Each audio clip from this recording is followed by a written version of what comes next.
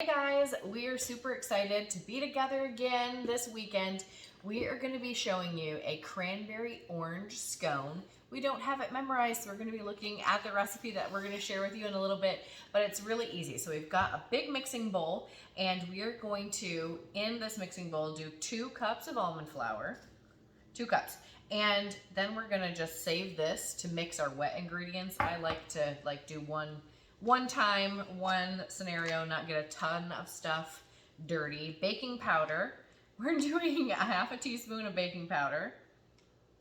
And then we're also gonna do a half a teaspoon of sea salt, and you can just kind of like 1, 2, 3, 4 kind of thing. And then we're gonna do erythritol or stevia, because this is a low carb. So now Maureen, my mom, is going to mix those together. And while she's mixing those together, I'm gonna take our egg, and are these silicone cups handy? You can just squeeze them and pour right into there. And it makes things so easy. And they're going to microwave. Oh yeah. In the refrigerator, freezer. You know what? I was Dishwasher. actually doing baby food and putting it in those little containers and freezing it. It's just the right amount, and then you know how much. I'm opening my brand new double strength vanilla. Now because it's double strength, you don't need to use the entire amount called for. You can use half the amount, which is kind of nice. Or if you really like that vanilla oomph, which I do, you can use the whole amount it calls for. Now we're gonna grab the whisk, and we are going to whisk the egg with the vanilla, and we've got about 1/3 of a cup of coconut oil, and we're mixing that together. This is my favorite brand. I love getting it from Aldi, and it's organic, and it's cheaper. So if you're looking for a deal on coconut oil, that is the way to go. So we've got the egg, and we're mixing it in with, you can see how it's kind of whipping and it's kind of turning this really pretty color. Now we're gonna mix that all together. And yeah, we stir the wet mixture into the almond flour. And it says that our dough is gonna be kind of pliable and dense. Now while she's doing that, I'm gonna grab an orange, and we're gonna do some orange zest. Now orange zest is incredible for adding flavor. You know, whenever you add citrus to a recipe, it does add a lot of depth because it gives a little bit of a different kind of a flavor. And we did say that we're doing cranberry orange, but we wanted to let you know that we couldn't find any cranberries this early in season, so we're subbing in cherries. Now you can do fresh or frozen, but the nice thing about this recipe is we are doing, like I said, we're doing frozen. And so what I did was I put the cherries in with a little bit of hot water from my Hot Shot, used our nice little colander, and just kind of squeezed out the excess juice, because we don't want that bleeding into the heart of our scone. And I think I've got enough lemon zest here, or orange zest. So now we're gonna take it and mix it into this mixture, and it's gonna be really pretty too. So I'm gonna also have a little bit extra to sprinkle on top, because there's nothing prettier than a little bit of orange zest or lemon zest on top of a recipe. I know that I love like lemon poppy seed muffins, and when you see a little bit of that lemon on the top, it's just so pretty. So what are we gonna cook it on? I'm so glad you asked. We are gonna be using our entertaining stoneware platter. If you do not have this, it is so great to have it in the kitchen. It's beautiful. You can bake right on it and serve right on it. We are gonna put this piece of parchment here, so it's gonna be easy for us to slide it off and then put it back on for serving.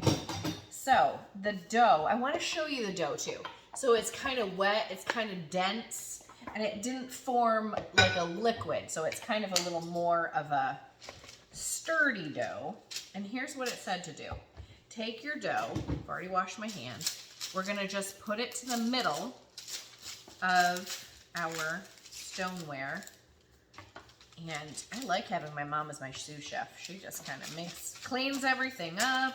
I highly recommend when you're cooking at home to have a sous chef do all the little extra things for you. But I know like cooking is a big part of our family. And usually during this time of year, we're making pies together. So when we were little, Apple pies. yes, when we were little, maybe you want to tell the story. We would go apple picking, and we would get a bushel or two of apples, and we would make 40 apple pies in one day, and then we'd freeze them. And it was so nice on Sunday coming home from church to have a nice meal and have apple pie frozen. They take about an hour and 15, hour and 30 minutes to bake. And they're just like fresh coming out of the bakery oven, or my own oven. Just delicious. Right, so now we're taking those cherries, and like I said, we're just kind of poking them into the dough, which I really found fascinating. But it kind of makes sense because our low-carb doughs are a little more fussy.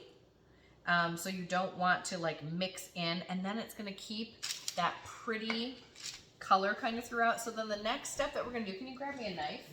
This I thought was really interesting. So we're going to cut it actually before we bake it. So We have not done this before. no, I've never done a scone before. If you guys have, let me know. So you're cutting the dough, and you're kind of, it seemed like it said move the pieces about an inch apart.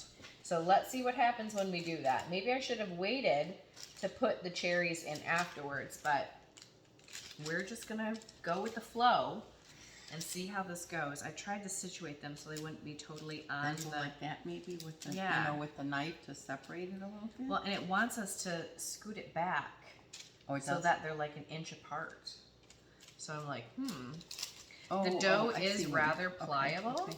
So you're gonna So slide I'm them just back. gonna scooch Oh, it back a little bit. Okay, okay. And that's why you want a surface that's a little bit like this shape, where you kind of have a little bit of a wider.